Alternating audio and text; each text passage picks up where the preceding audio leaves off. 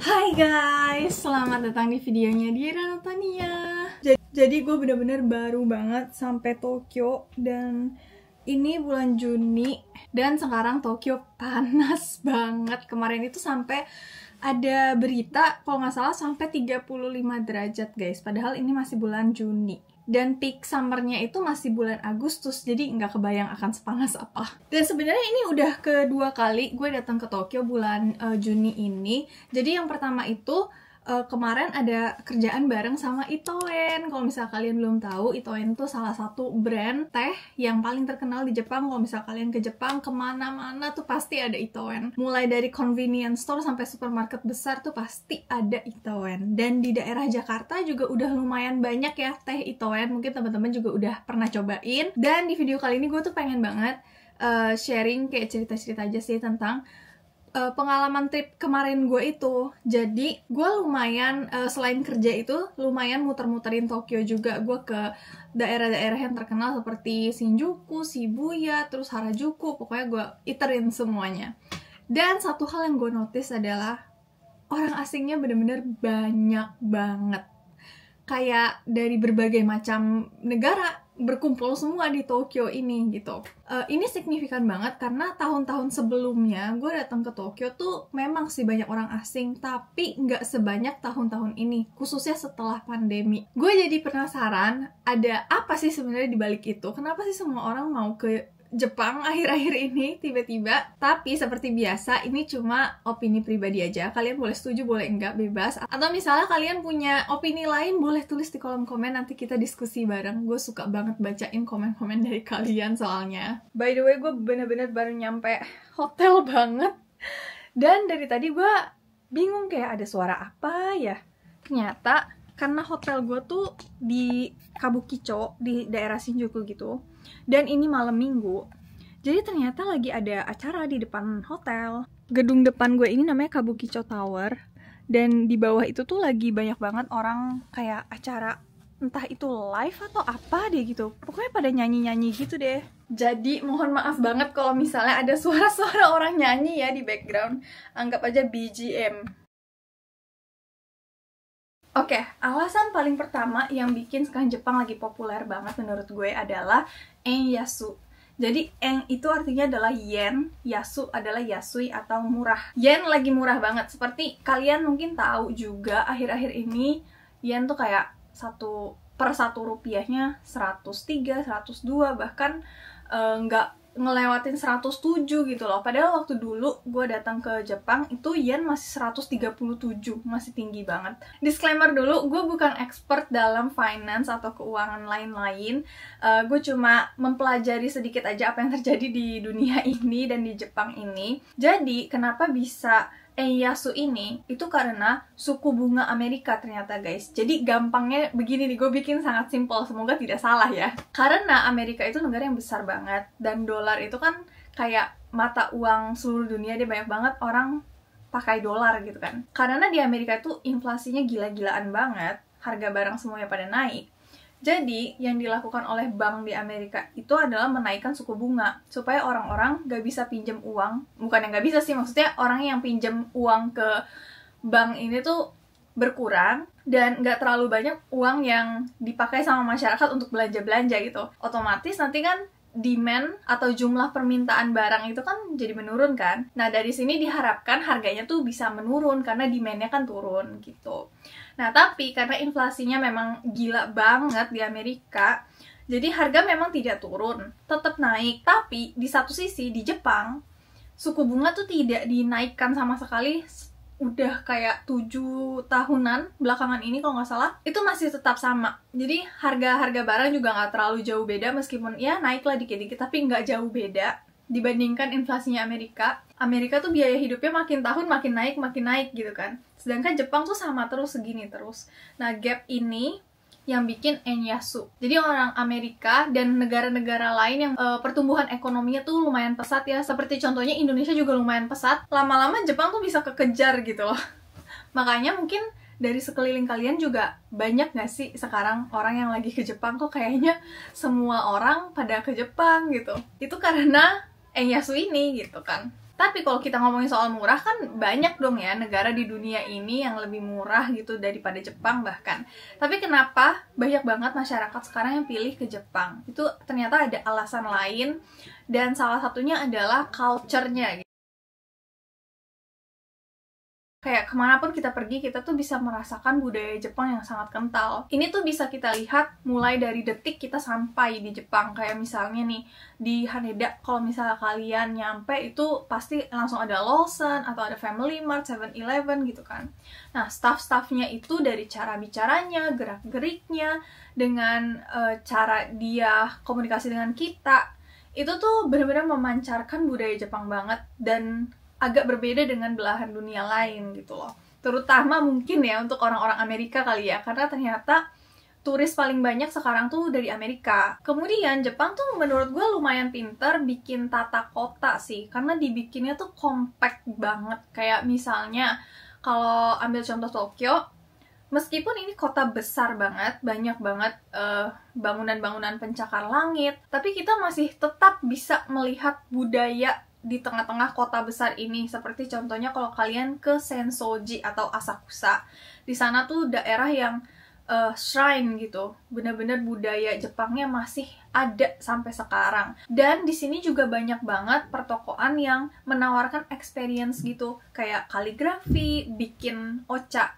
matcha yang kayak kalian pernah lihat kan, yang kayak gitu. Atau misalnya cobain pakai kimono, itu ada banyak banget di sini. Dan hal-hal lainnya yang berbau budaya tuh dikembangkan dengan sangat baik di sini. Jadi setiap orang asing yang datang yang tertarik dengan budaya Jepang tuh bisa experience langsung gitu. Tapi dari semua hal-hal yang udah gue bicarakan tadi, menurut gue salah satu alasan yang paling kuat adalah kualitas produk Jepang. Kita semua tahu ya, kualitas produk Jepang tuh memang tidak kaleng-kaleng gitu. Memang sih nggak di semua bidang ya ini, tapi kita lihat overall aja deh untuk kebutuhan hidup sehari-hari gitu.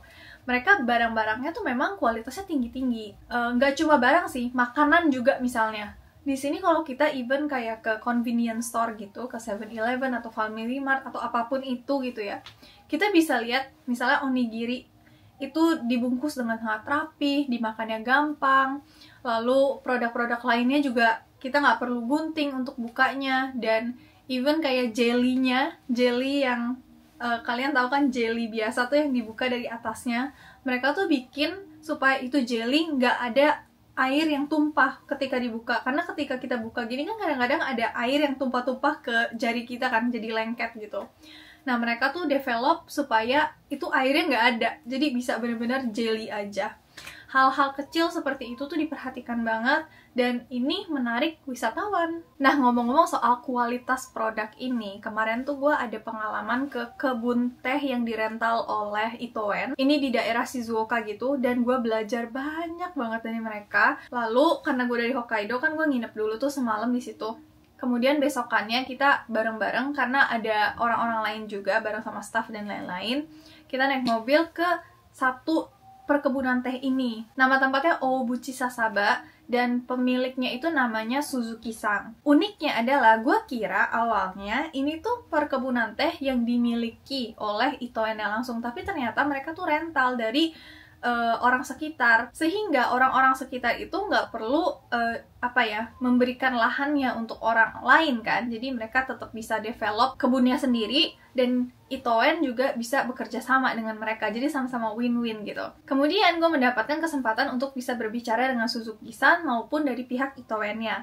Pertama yang gue pelajari dari pihak Suzuki-san ini adalah, beliau tuh udah lumayan berusia ya guys. Rambutnya tuh udah putih semua, tapi dia bener-bener excited banget waktu kita datang, dan dia cerita banyak banget tentang kebunnya. Kelihatan banget kalau dia tuh passionate tentang kebunnya itu. Dan dia juga bilang ini tuh salah satu kebahagiaan terbesar dia di hari tuanya dia, melihat banyak banget orang asing yang mau mengunjungi kebunnya dia demi lihat kebun tehnya dia gitu. Dan Suzuki-san juga nggak cuma memperlihatkan kebunnya aja, tapi kita di sana bisa again experience memakai baju chamusume. Jadi chamusume ini tuh pakaian tradisional untuk panen daun teh. Gue belum pernah pakai pakaian camusume ini sebelumnya, dan terlihat banget semua bentukannya, semua kain yang ada tuh difokuskan kepada panen daun teh ini gitu loh, supaya tidak menghalangi dan lain-lain. Gue diperbolehkan untuk ganti baju dan diajarin langsung bagaimana cara panen daun tehnya. Kemudian gue juga mendapatkan kesempatan untuk ngobrol bareng sama pihak Itoen-nya. Nah, ini juga pengalaman yang menarik banget karena gue sebagai orang yang suka banget gardening, kalian tahu gue passionate banget tentang pertanian ya. Seperti contohnya, ternyata pohon teh itu perlu waktu 7 tahun sebelum bisa dipanen.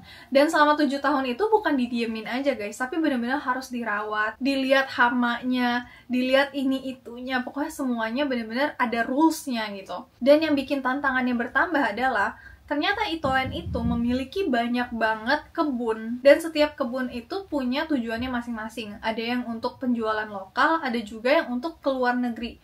Kenapa dipisahin? Karena setiap negara tuh punya guidelines-nya masing-masing guys, nggak semuanya tuh sama. Kayak misalnya Indonesia, produk seperti apa yang boleh masuk ke negara kita gitu kan, sama dengan negara lain. Jadi demi menyesuaikan guidelines itu, mereka tuh punya berbagai macam kebun gitu. Kemudian gue tanya ke beliau, kenapa kebunnya itu nggak di negaranya langsung aja?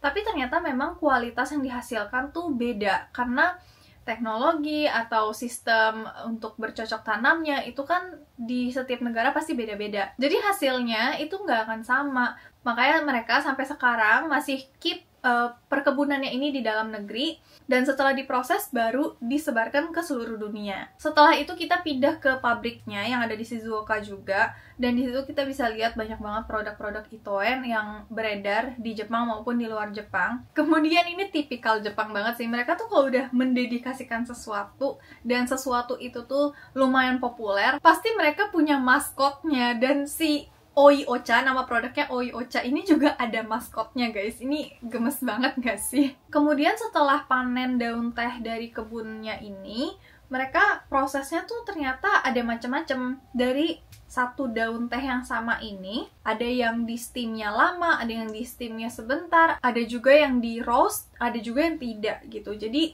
tekstur, rasa, wangi itu semuanya akan hasilnya berbeda-beda meskipun dari daun-daun teh yang sama. Nah, mereka tuh ternyata punya inspektornya, dan gue berkesempatan untuk tanya-tanya juga sama inspektornya, karena setiap wanginya tuh punya ciri khas masing-masing, dan beliau ingat itu.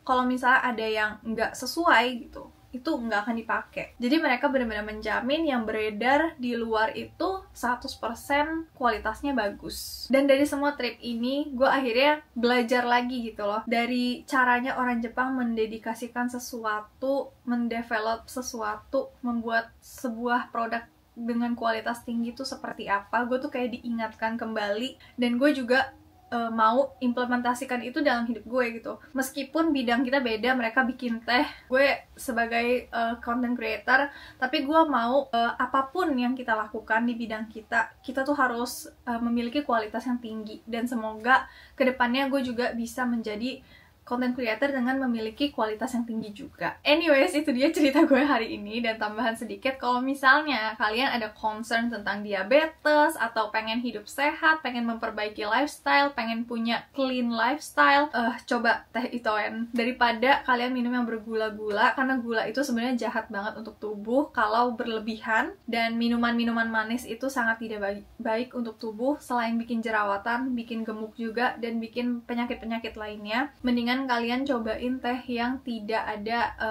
pemanisnya. Gue bisa jamin Itoen punya itu bagus banget dan sehat banget untuk pencernaan maupun untuk kesehatan kalian secara overall. Dan terima kasih udah dengerin curhatan gue lagi di video kali ini, dan sampai jumpa di video berikutnya. Bye!